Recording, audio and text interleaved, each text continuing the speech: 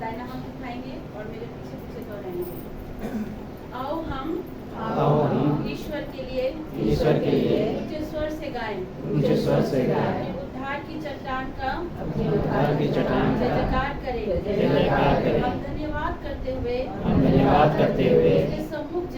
उसके सम्मुख जाएं और भजन गाते हुए उसकी जय जयकार करें। क्योंकि ईश्वर पिता महान ईश्वर है और सब देवताओं के ऊपर महान राजा है। पृथ्वी को गहरे स्थान उसी के हाथ में है। पहाड़ों की चोटियां भी उसी की है। समुद्र उसका है और उसी ने उसको बनाया है। और स्थल भी उसी की हाथ की रचना है। आओ हम झुककर दंडवत करें और अपने पिता ईश्वर के सामने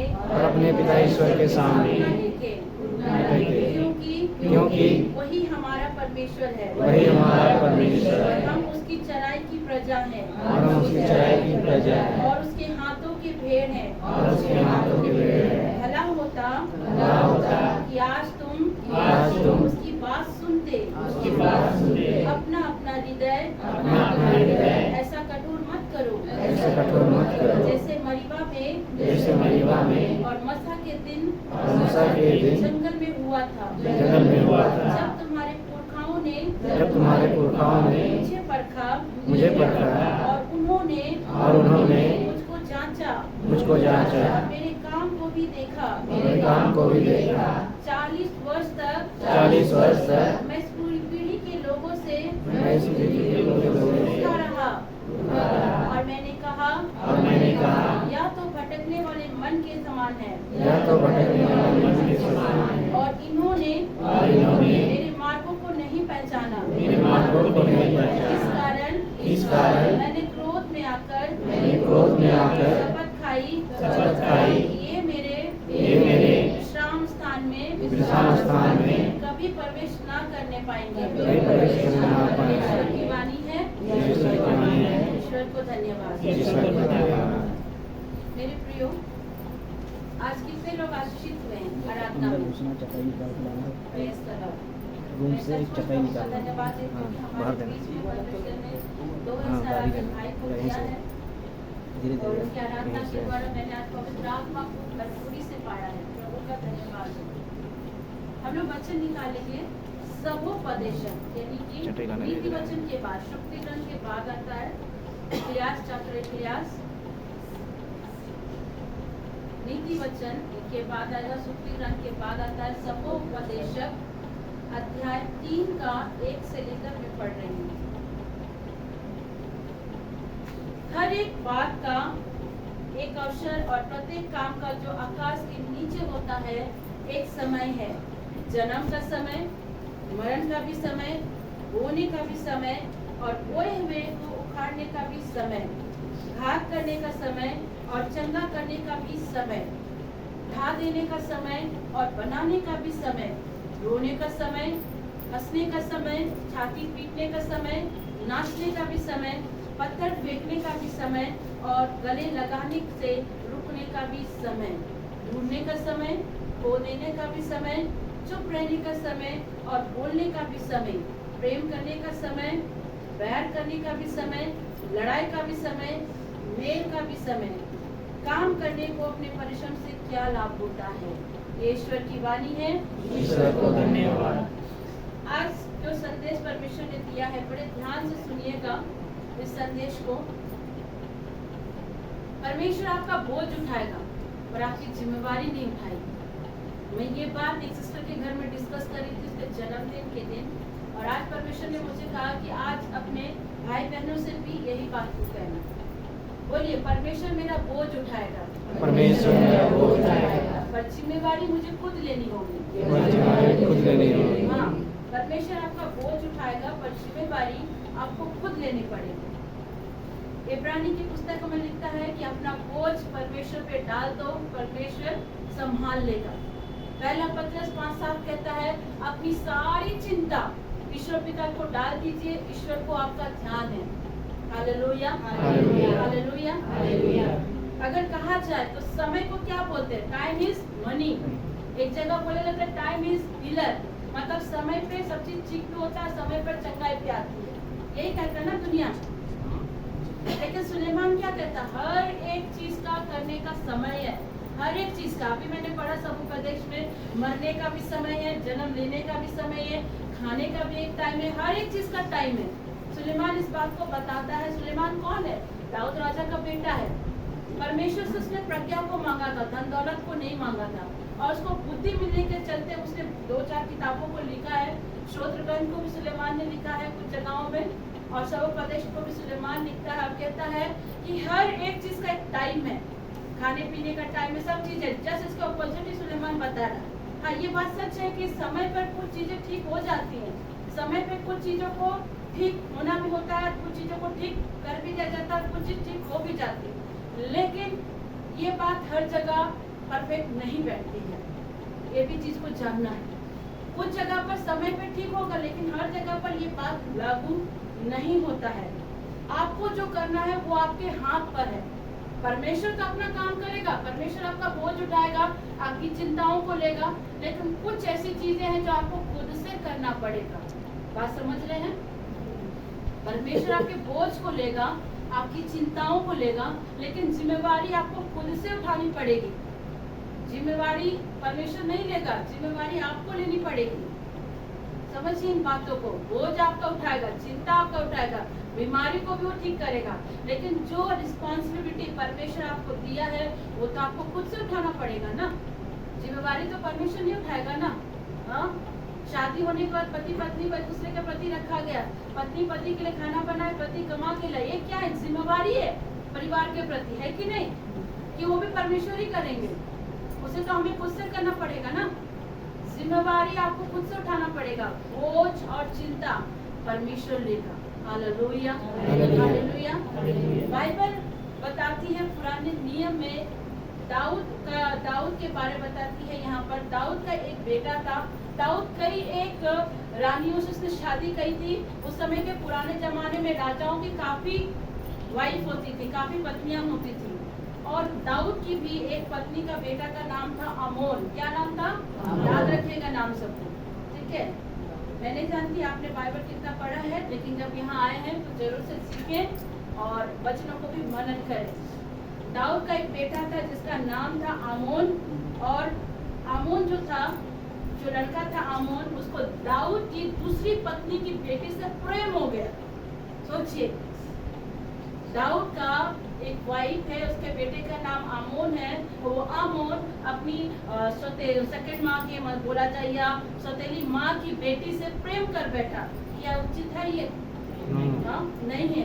लेकिन देखिए बाइबल जो है ना, हमारा पवित्र शास्त्र, वो किसी का भी गलती को छिपाता नहीं है, क्योंकि पवित्र शास्त्र ने बताया है कि जो तुम गुप्त में करोगे परमेश्वर उसको सारे जगत के सामने प्रकट कर देगा।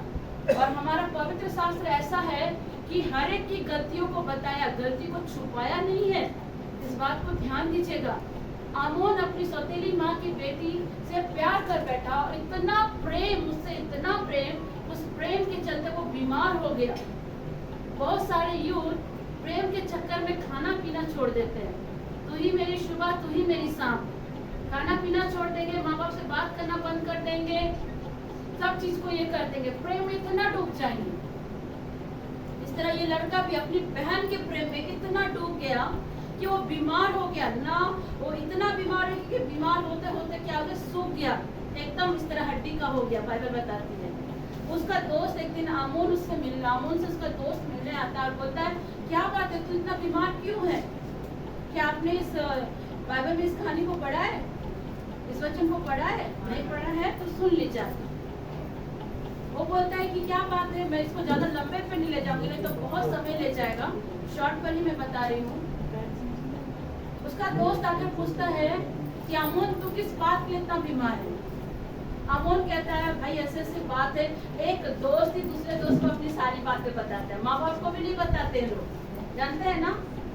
एक दोस्त को अपना दुख पीड़ा प्रेम हो अच्छी चीजें हो सब चीज माँ बाप से पहले किसको शेयर करते हैं? फ्रेंड को शेयर करते हैं। स्कूल का फ्रेंड हो, कॉलेज का फ्रेंड हो, कहीं का भी फ्रेंड हो, अपनी सारी बातें फ्रेंड से ही शेयर करते हैं। और ये आमोन भी अपनी बातों को शेयर कर रहा है। अब ये लड़का देखिए जो आमोन का दोस्त है उसे कैसा बुद्धि दे रहा है, सुन लीजिए मेरे प्रियो। गलत संगति में दोस्ती करोगे तो गलत ही नतीजा आएगा और गलत ही आपको रास्ता पे ले जाएगा। अगर आप गलत संगति करते हैं तो ये लड़का अपने दोस्त को सारा सच बताता है। उस जगह उसके फ्रेंड को क्या कहना चाहिए कि अरे आमोन तू क्या कह रहा, वो तुम्हारी बहन है, तुम्हें ऐसा नहीं करना है, इस तरह की चीजें तुझे नहीं सोचनी है। अगर तुझसे प्रेम करता तो अपने पिता से कह, वो तुम्हें शादी करा देगा, क्योंकि उस समय होता भी था, क्योंकि एक बच्चा का माँ दूसरा बच्चा का माँ ऐसा शादी चलता था। लेकिन यहाँ पर उस दोस्त ने उसे सही बुद्धि नहीं दी। वो कहता है, उसे बुद्धि क्या दे रहा है कि एक काम कर, तू अपने पिता को कहला भेज कि मैं बीमार हूँ और मेरी बहन आकर खाना बनाकर मुझे खिलाए तो मैं ठीक हो जाऊंगा। देखिए कैसी बुद्धि दे रहा है, कैसी बुद्धि दे रहा है। और उसके बाद तुझे जो करना करना। जब हम गलत संगति में दोस्ती करते हैं ना, गलत ही चीजों को लाएंगे अपने जीवन में। और आमोन अपने दोस्त की बातों को सुन करके अपने पिता के और संदेश भिजवाया महल में दाऊद के पास। और दाऊद उस संदेश को देखने के बाद आता है, और देखने के बाद आने के बाद क्या करता है, बोलता बेटे वो तेरी क्या इच्छा है, क्योंकि दाऊद की तो बहुत सारी पत्नियां है ना, हर एक के पास तो नहीं जा सकता है। अब बेटा बीमार है तो मिलने भी जाएगा, गया। वो बोलता पिताजी मुझे मेरी बहन तमार को तू भेज दे मेरे घर पर, वो मैं अपने हाथों से खाना बनाएगी और खिलाएगी तो मैं क्या हो जाऊंगा, चंगा हो जाऊंगा। अब दाऊद एक पिता होने के नाते बोलता ठीक है, अगर तेरी ये इच्छा है तो मैं तेरी बहन तमार को भेज देता हूँ। दाऊद की दूसरी पत्नी की बेटी का नाम तमार, पहली पत्नी का बेटा का नाम आमोन और दूसरी पत्नी की बेटी का नाम तमार। तमार देखने में बहुत सुंदर थी, बहुत सुंदर। अब इसका मन तो डोला हुआ, मन में पाप है। तमार जाती है अपने पिता की आज्ञा को सुन करके, और जाने के बाद वो क्या करती है, अपने भाई के लिए खाना बनाती है। भाई बीमार है, भाई खाना बनाती है। बनाकर जब लेके आती है तो आमोन क्या कहता है, सारे जहाँ वहाँ पर रक्षा कर रहे थे, देखभाल नहीं कर रहे, सबको बाहर निकाल देता है। तो फिर तुम लोग मेरे रूम से निकल जाओ। और तमार को उसके अंदर बुलाता है, घर के अंदर बुलाता है, अपने रूम में। बुलाने के बाद कहता है कि एक काम कर, तू मुझे अपने हाथों से खाना खिला। लेकिन कैसे खाना खिलाना, जैसे एक पत्नी खिलाती है। अपनी बहन से कह रहा है, कितनी बड़ी बात। सोचिए, एक भाई होकर अपनी बहन को कहता है कि तू खाना खिला, लेकिन एक पत्नी के समान। उसकी बहन तमार कहती है कि तू ये क्या बातें करता है, ये ऐसा तू ना कह, क्योंकि ये गलत है, क्योंकि हम एक ही पिता की संतान है, ये गलत है। लेकिन आमोन उस बात को नहीं सुनता है, और आमोन क्या करता है, उसके साथ जबरदस्ती गलत कर बैठता है। उसके साथ उसका रेप कर देता है। रेप करने के बाद भी आमोन क्या करता है, देखो उसके साथ गलत तो किया, रेप करने के बाद उसको धक्के मार के बाहर निकाल देता है। एक तो गलती, दूसरा उसको मार पीट करके क्या कर दिया, घर से बाहर निकाल दिया। मैं क्यों इन बातों को बता रही, जरा समझिएगा। गलती हो गई। अब तमार रोते हुए, माथा में राख लेते हुए, दौड़ते हुए, रोते रहते अपने घर तक गई। और वहाँ तमार का जो अपना भाई था अबशलोम, उसे इस बात का खबर मिला, लेकिन उसने उस जगह चुप रहा। ये बात दाऊद तक भी पहुंची, दाऊद भी चुप रहा। लेकिन क्या चुप रहना उचित था उस जगह, मुझे बताइए। अगर आपकी बेटी के साथ कोई गलत कर देगा तो क्या आप चुप रहेंगे? क्या आपकी बहन के साथ कोई गलत कर देगा तो आप चुप रहोगे? लेकिन यहाँ देखो दाऊद ने क्या किया, दाऊद भी सोचा और चुप रहा। अबशलोम जो इस बात को जाना, लेकिन उस समय कुछ उसने एक्शन नहीं लिया, पर अंदर ही अंदर वो गुस्सा को दबाता चला गया। मेरे प्रियो, जो लोग बातों को अंदर दबाते हैं, जो लोग गुस्सा को दबाते हैं, वो बहुत खतरनाक होते हैं, बहुत खतरनाक होते हैं, जो अंदर ही अंदर गुस्सा को दबाते हैं। थोड़ा थोड़ा आप लोग आगे आ जाए, कुछ लोग बाहर बैठे हैं, कृपया थोड़ा थोड़ा आगे आ जाए, बारिश थोड़ा थोड़ा थोड़ा ताकि भाई लोग भी अंदर आ जाएंगे। थोड़ा आगे एडजस्ट कर लीजिए। आगे चला जाएगा, आगे कोना में जगह।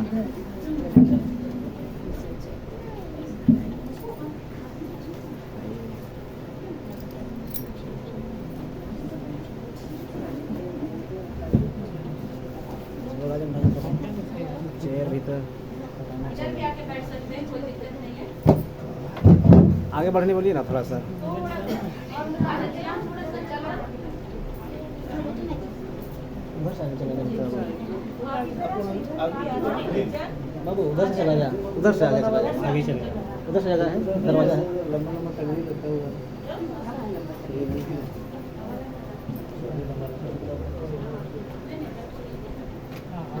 आगे बेटा, आगे।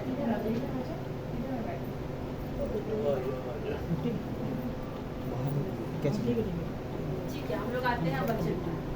हाँ। यहाँ पर देखिए उसकी बेटी के साथ गलत हुआ, बेटे ने गलत किया, लेकिन दाऊद चुप रहा। दाऊद जो एक अभिषिक्त राजा था, वो चुप रहा, कुछ नहीं बोला। ना अपनी बेटी को बुलाकर उसका न्याय किया, ना उसने आमोन को सजा की, ना दोनों भाई बहन को बैठाकर डिस्कस किया या न्याय, कुछ भी नहीं किया। दाऊद सोचा था समय आने पर सब ठीक हो जाएगा, यही सोचा। पर अबशलोम जो तमार का भाई था, आखिर वो भाई है, उसके अंदर गुस्सा दबा हुआ है, वो गुस्सा को दबा के रखा है अंदर। जो लोग अपने अंदर गुस्सा को दबा कर रखते हैं ना, वो बहुत खतरनाक होते हैं।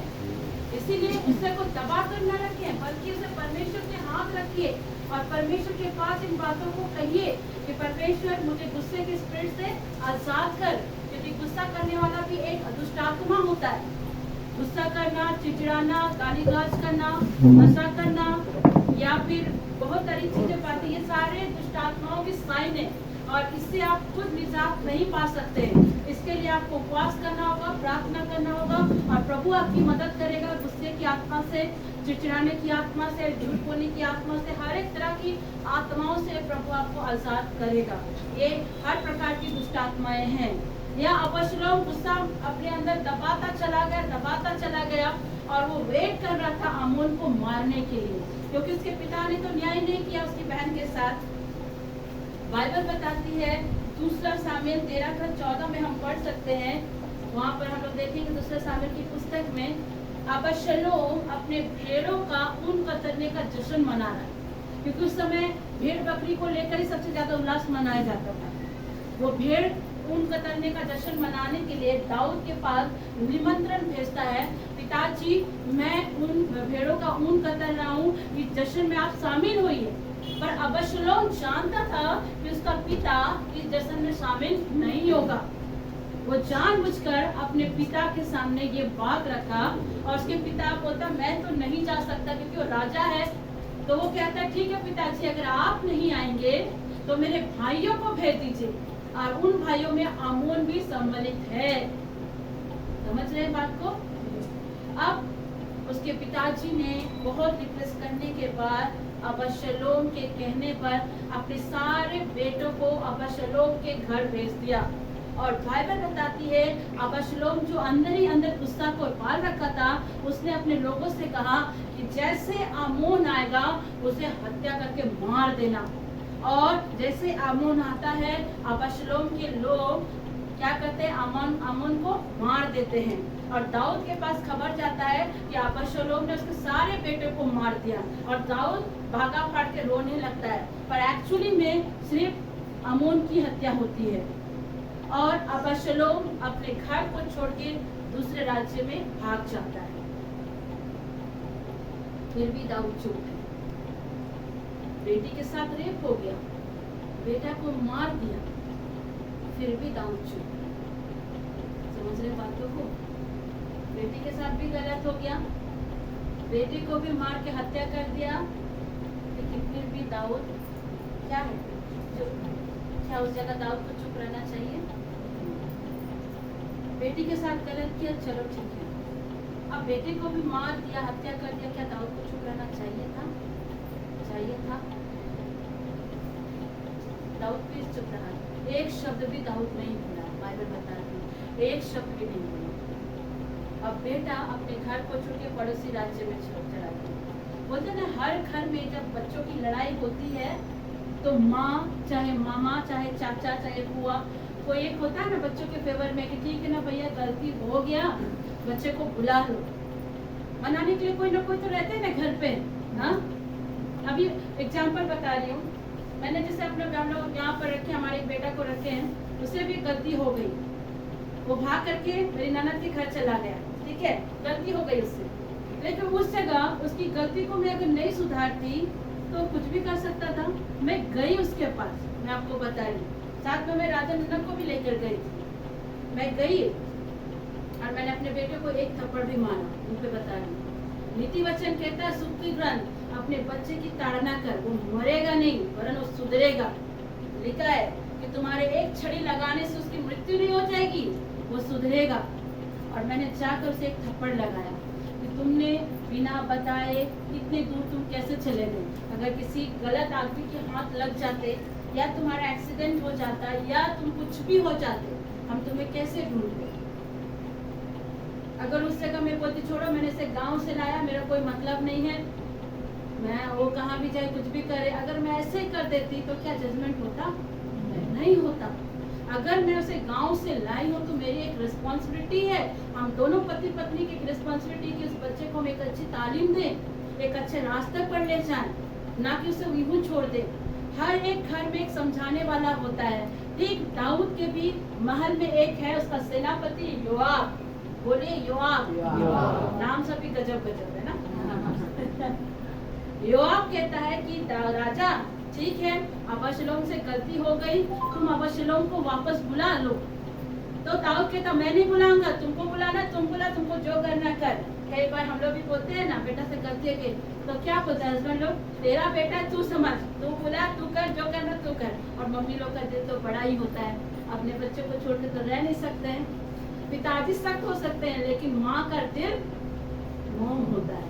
वो अपने उसका बेटा अच्छा भी रहे तो भी उससे उतना ही प्यार करेगी और खराब रहे तो भी उससे उतना ही प्रेम करेगी। करेगी कि नहीं करेगी? क्योंकि हर माँ को पता है कि जो बच्चा वो पैदा करती है कितने तकलीफों से करती है ना। इसलिए सबसे ज्यादा बच्चे अपने माँ से अटैचमेंट रखते हैं। अब योआब एक अच्छा सेनापति होने के नाते अबशलोम को मना के लाया, दूसरे राज्य से मना के लाया। लाने के बाद भी दाऊद राजा अबशलोम से मिलने नहीं गया। उसकी गलतियों को देखिए, मैं आपको बता रही, शुरू से ध्यान रखिएगा कितनी गलतियों पे गलती कर रहा है।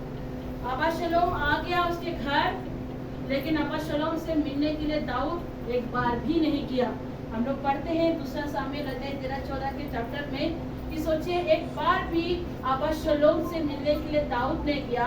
दाऊद मन ही मन सोच रहा है कि समय आने पर सब कुछ ठीक हो जाएगा, ये सोच रहा है कि समय आने पर सब कुछ ठीक हो जाएगा। पर वहां पर भी उसने अबशलोम से मुलाकात नहीं करी, उससे बात नहीं करी, कुछ भी नहीं किया, चुप रहा। कितनी गलती है ये। फर्स्ट गलती अपनी बेटी के समय उसने किया, बेटे के समय तीसरी गलती अब अपने बेटे के पास जाकर उसे समझाया नहीं। 3 गलतियां कर दी, चुपचाप रहा, बोला समय आने पर सब कुछ ठीक होगा। तब उसके लड़के अबशलोम ने एक काम किया, मैं पूरे बाइबल को नहीं पढ़ी हूँ, एक स्टोरी की तरह आप लोग को समझा रहे ताकि आप लोग के दिमाग में बैठ जाए। अबशलोम इतना शातिर लड़का, देखा मेरा पिताजी तो मेरे से मिलने नहीं आया, मेरे को दंड नहीं दिया, मेरे को सजा नहीं दिया। उसने क्या किया, धीरे धीरे महल के बाहर वो खड़ा रहा और जितने लोग न्याय मांगने के लिए दाऊद के पास आते थे ना, उन लोगों को दाऊद से मिलने नहीं देता था। उन लोगों के जाने से पहले उस समय के जो लोग थे, यहूदी लोग दाढ़ी खूब बढ़ाते थे, आप देखते होंगे, उनकी दाढ़ियों को ऐसे चूम करके चुमता था और कहता था अगर मैं राजा होता ना तो मैं तेरी न्याय और तेरी समस्या का तुरंत कर देता। चिकनी चुपड़ी बात, चिकनी चुपड़ी बातें सुन लीजिए। जो चिकनी चुपड़ी बातें करते हैं ना उससे सावधान रहना। जो ज्यादा मीठा मीठा बोलता है ना वही घात करता है। सुक्ति ग्रंथ कहता है अधिक दाख मधु खाना अच्छी बात नहीं है। अधिक दाख मधु खाओगे तो फिर कोई मतलब नहीं, क्योंकि पीने वाला पीने के उसे मारो पीटो कुछ भी करो उसको शरीर में कुछ पता नहीं चलता है। सही कह रही हूँ ना? अधिक दाख मधु भी खाना उचित नहीं। अबशलोम को वहाँ कुछ नहीं किया गया। अबशलोम राजा दाऊद से मिलने नहीं दे रहा। जितने लोग इस्राएली लोग आते थे मिलने के लिए, उसके गले को चूमता, उसके दाढ़ी को चूमता, कहता अगर मैं राजा होता ना, मैं तेरी समस्या का हल तुरंत कर देता। देखिए, अपने ही पाप के अगेंस्ट जा रहा, अपने ही पाप के अगेंस्ट। किसी से, राजा दाऊद से किसी को मिलने नहीं दे रहा था वो, क्योंकि महल के द्वार पर खड़ा होकर के लोगों से ऐसा बिहेव करता, और जो चिकनी चुपड़ी बातें कर रहा है, और इजरायली लोग उसके भोलेपन में आ गए। अगर आपके दुख पर कोई आपसे दो शब्द अच्छा कहेंगे तो लगेगा ये हमारे हितैषी हैं, ये हमारे अपने हैं। ऐसा लगता है कि नहीं लगता? लोगों को भी ऐसे ही लगने लगा, और वो अबशलोम की बातों पर आने लग गए। और बाइबल बताती है कि अबशलोम कुछ रथ और कुछ 50 से अधिक कुछ लोगों को अपनी तरफ खींच लिया, चिकनी चुपड़ी बातें करके।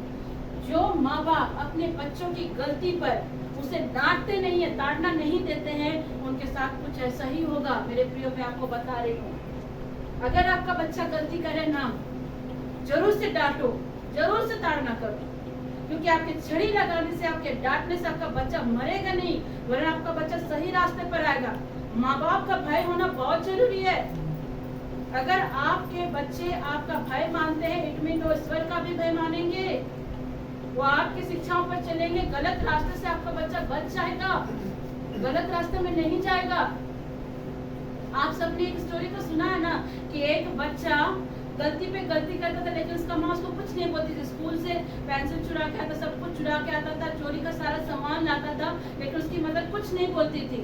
और धीरे धीरे वो लड़का जवान होकर चोरी करने लगा, चोरी करते करते हत्या भी कर दिया, और हत्या करने के बाद वो कहाँ चला गया? जेल चला गया था। ये कहानी आपने सुनी होगी ना। तो वो जब उसकी वहाँ पे फांसी का सजा सुनाया गया तो उसने क्या कहा? मुझे एक इच्छा है अपनी माँ से मिलने का। सुने थे ना अपनी कहानी। और वो अपनी माँ से मिलने के लिए जाता है, उसके हाथों को चूमता है, उसके कान को क्या करता है? काट देता है, और कहता अगर मेरे बचपन में मेरी गलतियों पर अगर तुम मुझे ताड़ना करती तो आज मैं यहाँ नहीं होता। इसीलिए अपने बच्चों की भी ताड़ना करना बहुत जरूरी है। लेकिन बाइबल ये भी बताती है, इफिसियों की पत्री में भी पढ़ेंगे, या फिलिपियों में पढ़े, या फिर हम लोग तीतुमियुस में पढ़ेंगे, पहला तीमुथियुस में भी पढ़ेंगे, तो वहाँ लिखता है बच्चों को भी रिस्क मत दिलाइए, मतलब बच्चों को भी हद से अधिक प्रेशराइज मत करिए। अगर आपका बच्चा किसी सब्जेक्ट में कमजोर है तो उसकी तुलना किसी और से मत करिए, वरन उसको इंकरेज करिए, डिस्करेज मत करिए। बहुत सारे पेरेंट्स क्या करते हैं, जब देख रहे कि बच्चा कम सब्जेक्ट में पास हो रहा, कम मार्क्स आ रहा है, तो बस उसकी तुलना दूसरे बच्चों से करते हैं। बच्चे को भी रिस्क नहीं दिलाना चाहिए, वरन उसको सपोर्ट करना, उसको डिस्करेज नहीं इंकरेज करना है। Hallelujah, hallelujah. यहाँ बाइबल बताती है अबशलोम ने 50 लोगों को अपने सामने कर लिया, रथ और कुछ हाथी को रख लिया, और वो अपने बाप के अगेंस्ट चला गया, क्योंकि उसके पिता ने उसकी ताड़ना तो नहीं करी। अब वो क्या किया? दाऊद राजा के महल पर घुस करके दाऊद को मार करके राजा बनना चाहता था, और दाऊद बुरा हो गया है। दाऊद जब ये बात को पता चला कि अरे मेरा बेटा महल पर हमला कर रहा है, दाऊद गुप्त रास्ते से पहाड़ की ओर भाग गया, गुप्त रास्ते से। सोचो, जिस दाऊद को देखकर परमेश्वर पिता ने कहा था, वो खुश होकर परमेश्वर पिता ने कहा कि मुझे मनचाहा राजा मिला, वो दाऊद नंगे पैर पहाड़ पे दौड़ रहा है। कहाँ दौड़ रहा है? पहाड़ पर, और रोते रोते दौड़ रहा है। बाइबल बताती है जंगल पर मारा मारा फिरते हुए दौड़ रहा है, जबकि उस दाऊद के विषय में परमेश्वर ने ये कहा था कि मुझे मनचाहा राजा मिला है। वो दाऊद ऐसी कंडीशन में, जब उसका बेटा उसके अगेंस्ट हो गया, वो गुप्त रास्ते से निकला, पहाड़ की ओर जा रहा है, रोते हुए नंगे पैर। कितनी दुख की बात है, एक बच्चा जब अपने माँ बाप को लात मारता है और घर से निकाल देता है, कितनी तकलीफ की बात है कि नहीं है? आज बहुत सारे माता पिताओं को देखते, जब वो ओल्ड हो जाते हैं तो उसे कहाँ छोड़ दिए जाते हैं? ओल्ड एज होम में। ओल्ड एज होम में छोड़ा जाता है ना, बहुत सारे घरों में। हम लोग ओल्ड एज होम जाते हैं प्रेयर के लिए, अनाथ आश्रम भी जाते हैं प्रेयर के लिए। वहाँ देखती हूँ, जब उन लोग से बात करती हूँ तो बड़ा दुख लगता है। बचपन में अपने बच्चों को अच्छी तालीम ना देने के चलते आज उनका नतीजा कहाँ है कि वो अपने घर में ना रहकर ओल्ड एज होम में माँ बाप की इज्जत नहीं करते हैं।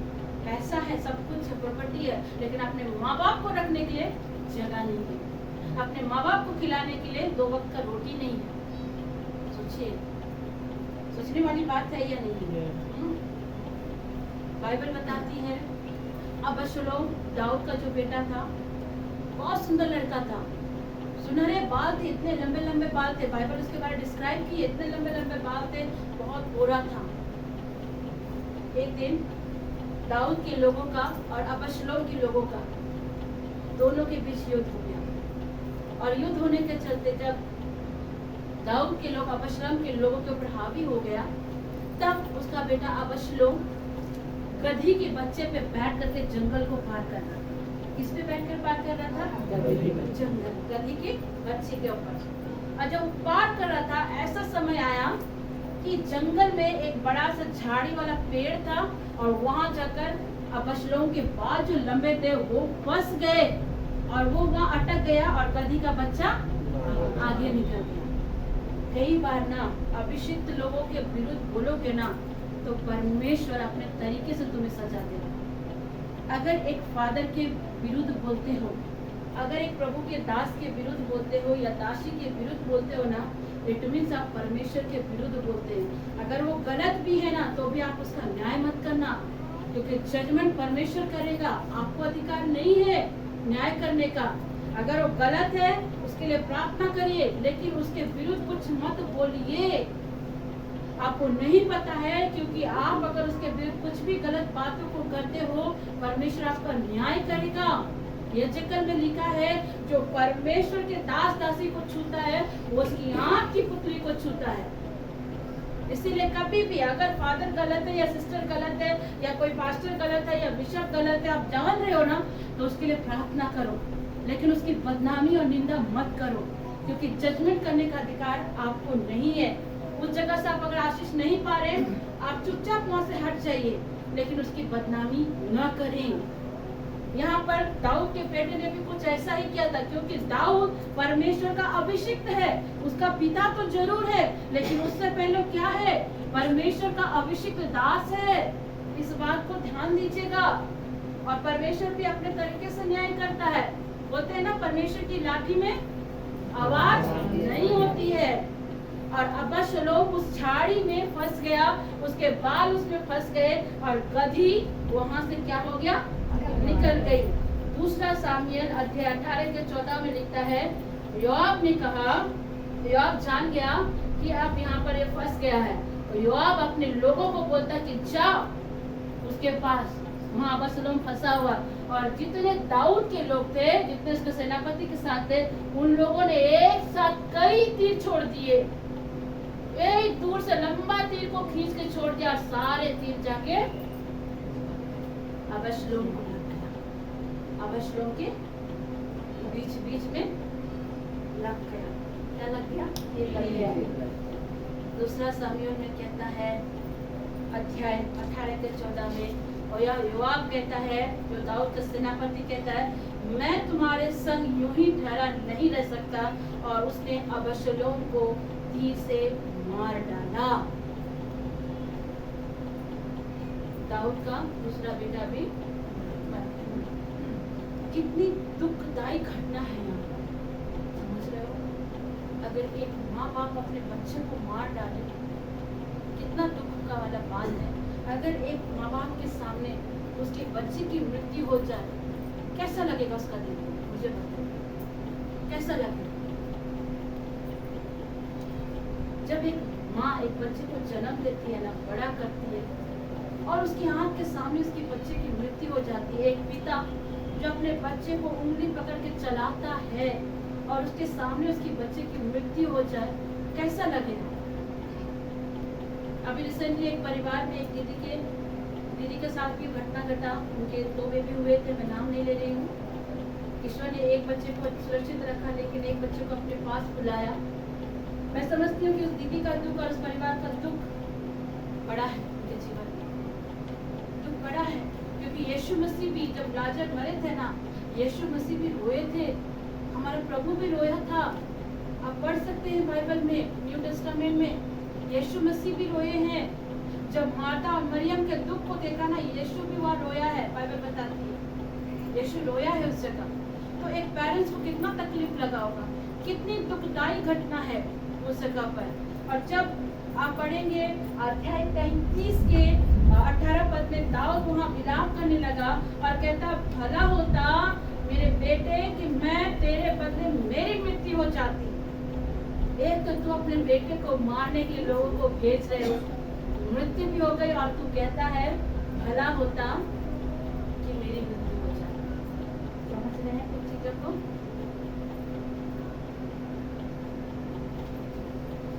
एक बात मुझे बताइए, आप सबसे मैं पूछ रही हूँ, अगर टाइम इज ग्रेट हीलर, अगर समय ही सब कुछ ठीक कर सकता है, तो फिर आमोन के साथ ऐसी घटना क्यों घटी? मुझे बताइए, अगर समय ही सब कुछ ठीक कर सकता है तो ये घटनाएं क्या घटती? अगर समय ही सब कुछ ठीक कर सकता है तो क्या आमोन मारा जाता? अगर समय ही सब कुछ ठीक करते तो क्या तमार के साथ न्याय नहीं होता? तमार के साथ रेप होता? अगर समय ही सब कुछ ठीक करता तो क्या अबशलोम मरता? बात समझ रहे हो मेरी? समझ में आ रहा है कि नहीं आ रहा? अबशलोम जो था ना, मैं एक और बात आप लोगों के सामने क्लियर कर दे रही हूँ, जरूर से घर जाके बाइबल को पढ़िए। अबशलोम को दाऊद के ही कुछ लोग और अबशलोम के मित्र ने एक सलाह भी दी थी कि अबशलोम तू अपने पिता की पत्नियों के साथ भी गलत कर। और अबशलोम ने किया भी था, अपने पिता की पत्नियों के साथ भी उसने गलत संबंध बनाए थे। बाइबल इस बात को भी बताती है। देखिए कैसे कैसे लोग हैं, गलत संगति चरित्र को गलत करती है, गलत संगति परिवार को तोड़ देती है, गलत संगति आपके जीवन को तबाह कर देती है। अबशलोम को गलत सलाह दिया गया, वो अपने ही माओं के साथ गलत कर दिया। समझ रहे बातों को? हम क्या समय ही सब कुछ ठीक कर सकता है? फिर भी हम लोग समय का इंतजार करते हैं, सब कुछ समय का इंतजार, समय ही सब कुछ ठीक कर देगा। No no no no no, हर चीज समय ठीक नहीं करता है, इस बात को ध्यान दीजिए। आज का वचन बहुत जबरदस्त है, इसको समझना। पवित्र आत्मा के द्वारा मैं समझाने की कोशिश कर रही हूँ। समय ही सब कुछ ठीक नहीं करता है। हाँ, कुछ जगह में समय आने पर ठीक होती है, लेकिन हर जगह समय ही सब कुछ ठीक नहीं करता है। हर जगह बैठे मत रहिए। दाऊद भी कहीं ना कहीं मन में प्रिपेयर कर रहा था, उसकी बेटी के साथ गलत हो गया, सोचा कि समय आने पर सब कुछ ठीक हो जाएगा। कुछ ठीक नहीं हुआ। उसके बेटे अमोन की हत्या हो गई, उसने सोचा समय आने पर सब कुछ ठीक हो जाएगा, कुछ ठीक नहीं हुआ। अबशलोम जो लड़ाई किया, अपने पापा के घर को छीनने की कोशिश की, उसने सोचा समय आने पर सब कुछ ठीक हो जाएगा। दाऊद मन ही मन सोचने रहा था कि समय आने पर सब कुछ ठीक हो जाएगा। क्या समय पर सब कुछ ठीक हुई? अगर ऑन द स्पॉट अगर दाऊद डिसीजन लेता, जब उसके बेटे के साथ गलत हुआ, ऑन द स्पॉट अगर डिसीजन लेता तो क्या अमोन की मृत्यु होती? नहीं होती। ऑन द स्पॉट अगर अबशलोम जो गलती किया था, उस जगह दाऊद अगर उस जगह न्याय करता, उस जगह वो एक्शन लेता, तो उसके बेटे की मृत्यु नहीं होती।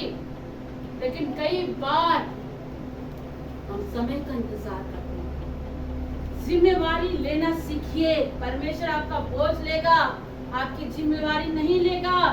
आपके बच्चे को सही रास्ते पर लाने का जिम्मा आपकी है। आपका पति अगर गलत कर रहा है, प्रार्थना के साथ उसको सही रास्ते में लाने का जिम्मा आपका है। आपका बच्चा अगर गलत रास्ते में जा रहा है, प्रार्थना के साथ उसको सही रास्ते में ले आइए। ये जिम्मेवारी है आपकी। अपनी पति की जिम्मेवारी को उठाइए, अपने पत्नी की जिम्मेवारी को उठाइए, अपने बच्चे की रेस्पॉन्सिबिलिटी को उठाइए, उससे मत भागिए। ये मत सोचिए कि सिर्फ पत्नी का ही काम है। नो, आपका भी काम है। आपने शादी करी है, आपने बच्चे पैदा किए हैं, इट मींस दोनों का रिस्पॉन्सिबिलिटी है, सिर्फ पत्नियों का ही नहीं, दोनों को मिलके करना है। बोझ परमेश्वर आपका जरूर लेगा, चिंता आपका जरूर लेगा, लेकिन जिम्मेवारी आपको खुद उठानी पड़ेगी। आ रही है बात समझ में? आ रही है? आप अपने जिम्मेवारी से भागोगे तो यही होगा। जिम्मेवारी से मत भागिए। परमेश्वर कहता है तेरा हर बोझ में उठाने के लिए तैयार हूँ, मैं तेरा हर एक चिंता को उठाने के लिए तैयार हूँ, लेकिन जिम्मेवारी तुम्हें खुद उठानी होगी। पारिवारिक प्रार्थना करना तुम्हारा जिम्मेवार है, बच्चे को चर्च ले जाना तुम्हारा जिम्मा है, घर में समस्या आई है उसके लिए प्रार्थना करना तुम्हारा जिम्मा है। कोई तीसरा आके तुम्हारे घर में पारिवारिक प्रार्थना नहीं करेगा, कोई तीसरा आके तुम्हारे घर की समस्या को हल नहीं करेगा, कोई तीसरा आके तुम्हारे बच्चे को ठीक नहीं करेगा। तुमको उठाना पड़ेगा कदम, तुमको जिम्मेवारी लेना पड़ेगा।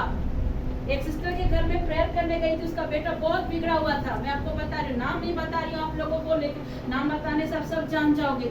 उसका बेटा को पढ़ने के लिए भेजा गया। प्रार्थना होने के बाद मैंने उसे समझाया, जो तुमने पिछले जीवन में गलतियां करी अब उसे दोहराना मत, माँ बाप का नाम रोशन करना, अच्छा पढ़ाई करना। वो गया, कुछ दिन हुआ, उसके पेरेंट्स उसको छोड़ कर भी आए। वो लड़का एक गलत ट्रैक में फंसा हुआ था शुरू से और प्रॉब्लम में फंस गया है। फंसने के बाद मैं एक प्रोग्राम में प्रेयर के लिए गई, वहाँ उसने मुझे मैसेज कर रहा है। मैंने पूछा क्या बात है, बोलो। बोला सिस्टर ऐसी सी बात है, मैं किसी ये में ऑनलाइन चीज़ें फंस गया हूँ और वहाँ मैं भरने नहीं सका। वहाँ पे मुझे वहाँ से नोटिस आ गया है कि 50,000 अगर तुम नहीं दोगे तो फाइन लगेगा, तुम्हारे घर तक चला जाएगा, मेरे पर केस होगा। ऑनलाइन के चक्कर में मत पड़ना। सोशल मीडिया में बहुत जाते हो ना बच्चे लोग, बड़े लोग को भी कह रहे, ऑनलाइन के चक्कर में ज़्यादा मत पड़ना। बोलते ना वर्क फ्रॉम ऑनलाइन, जो लिखा ना वर्क फ्रॉम होम, ऑनलाइन के चक्कर में पढ़ोगे तो ऐसा ही होगा। वो लड़का के ऊपर आ गया मैसेज 50,000 रुपया भरना। वो मुझे कहता सिस्टर मेरे को कहीं से रास्ता नहीं दिख रहा, मैं पेरेंट्स को भी नहीं बोल सकता और मैं किसी को नहीं बोल सकता, आप मुझे 50,000 मदद करें। आप बताइए सिस्टर इतना कमाती है क्या? हाँ? मैं उसके मैसेजेस को पढ़ने के बाद एक ही बात मैंने उससे पहले कहा, अपनी प्रॉब्लम को अपने पेरेंट्स से पहले शेयर करो। वो कहता है मैं अपने पेरेंट्स को अगर कहूँगा तो मेरा पढ़ाई लिखाई बंद हो जाएगा, मुझे घर से निकाल दिया जाएगा।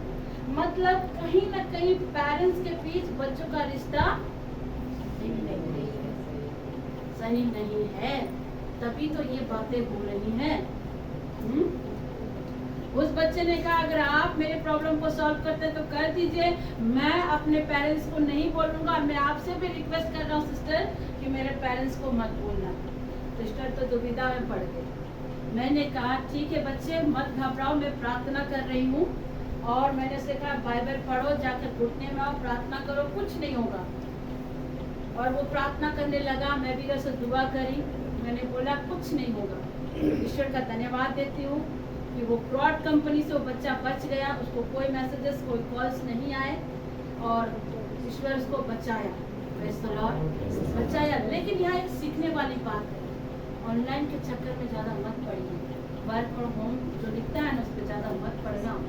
और सेकंड थिंग, अपने बच्चों के साथ अच्छा तालमेल रखिए ताकि प्रॉब्लम पड़ने से आपके बच्चे आपसे खुलकर बात कर पाए। समझ रहे हैं बातों को? बच्चों के साथ एक दोस्त की तरह व्यवहार करें। बच्चे बढ़ रहे हैं ना, पेरेंट्स से मैं कह रही हूँ, माँ बाप से अच्छा दोस्त कोई नहीं होता है, माँ बाप से अच्छा मित्र कोई नहीं होता। यीशु ने भी कहा सच्चा मित्र मैं हूँ, सच्चा मित्र मैं हूँ। यीशु मसीह भी इस बात को बताते हैं कि वही सच्चा मित्र है। पता है इससे क्या होता है ना, इससे पता चलता है कि परिवार की स्थिति क्या है और परिवार किस डायरेक्शन में चलता है। वो तो अच्छी बात है, वो एक प्यार वाली के साथ में कनेक्ट था, बोल करके बच गया। लेकिन हर बच्चे ऐसे नहीं हो सकते ना, हर बच्चे नहीं हो सकते। बातों को समझिए, मैं कुछ चीज़ों को समझा रही हूँ। अपने बच्चों के साथ अच्छा तालमेल रखिए। बच्चे अगर दोस्त बनकर रहेंगे तो सारी चीज़ें सही होंगी, लेकिन अगर तालमेल नहीं बैठाओगे तो बहुत गलत हो जाएगा। आपकी रिस्पॉन्सिबिलिटी है घर में पारिवारिक प्रार्थना करने का, अपने बच्चों को चर्च में ले जाने का, ये जिम्मेवारी है आपकी। परमेश्वर इसके लिए आप परमेश्वर आकर आपको नहीं कहते कि चल जॉन चल चलते हैं, चलो जॉन प्रेयर करते हैं, चलो जॉन आकर आराधना करते हैं। नो, ये आपकी जिम्मेवारी है। अगर आप एस्तर में जुड़े हैं, अगर आपकी आत्मा प्रभु काम करता है, आप खुद से आकर यहाँ सेवा दे सकते हैं। ये छोटी सी संगति परमेश्वर ने दिया है और इस संगति के द्वारा कई लोग बरकत को पाए हैं। ये आपकी जिम्मेवारी है। आप अगर इसे करते हैं, प्रभु आपको आशीष देगा, प्रभु आपके साथ काम करेगा, आपके परिवार को आशीर्वाद करेगा। आप नहीं जानते हो, मैं बड़ाई नहीं कर रही हूँ, लेकिन सच्चाई एक बात कह रही हूँ। ये जो भाई आज बजा रहे थे, जॉन जो गा रहा था, नहीं यूं ही नहीं हुआ था। मैं आपको मुंह पे बोल रही हूँ, मैं इसके लिए कंटिन्यू प्रार्थना कर रही थी, 1 महीने से प्रार्थना कर रही थी कि खुदावन आपकी आत्मा इन भाइयों के मन में काम करे। और सचमुच प्रभु की आत्मा ने काम किया। परमेश्वर कहता मांगो तो तुम्हें दिया जाएगा, ढूंढो तो तुम पाओगे। ये आपकी जिम्मेवारी है। अगर आप इस यहाँ के प्रार्थना में जुड़ते वहाँ से आशीष पाते, आप स्वेच्छा यहाँ अपनी सेवा को दे सकते हैं। और ये कोई आपकी बड़ी ये नहीं है, आप स्वेच्छा प्रभु के सामने अर्पण करिए। जब आप करते हैं परमेश्वर आपकी घराने को भी आशीर्वाद करता है। हालेलुया। जिम्मेवारी है, इसे परमेश्वर कहता है बोझ प्रभु आपका उठाएगा, चिंता आपका उठाएगा, लेकिन जिम्मेवारी आपको खुद लेनी पड़ेगी। आ रही है बात समझ में? खुद लेनी पड़ेगी। और अगर आप ऐसा करते हैं तो मैं बिलीव करती हूँ कि दाऊद की तरह आप नहीं होंगे। दाऊद ने जो गलतियां करी थी वो गलतियां आप नहीं करेंगे और ना आपके परिवार में ऐसी घटनाएं होंगी। बाइबल पवित्र शास्त्र हर एक घटना का जिक्र करता है। हमारा पवित्र शास्त्र कोई भी गलती को छिपाया नहीं है। हर एक गलती को वहाँ पर परमेश्वर ने बताया और उसके सुधार को भी बताया। आज सिर्फ सिस्टर ज्योति आपको ये बताना चाहती है कि दाऊद ने जो गलती करी थी वो गलतियां आप लोग ना करें। वरन वहाँ तक अगर सिचुएशन पहुँचता है, प्रार्थना के साथ अपने बच्चों को समझाइए, अपने पति को समझाइए और जिम्मेवारियों को समझिए। हालेलुया। प्रभु इस वचन के द्वारा हम सबको आशीर्वाद दें। आमीन।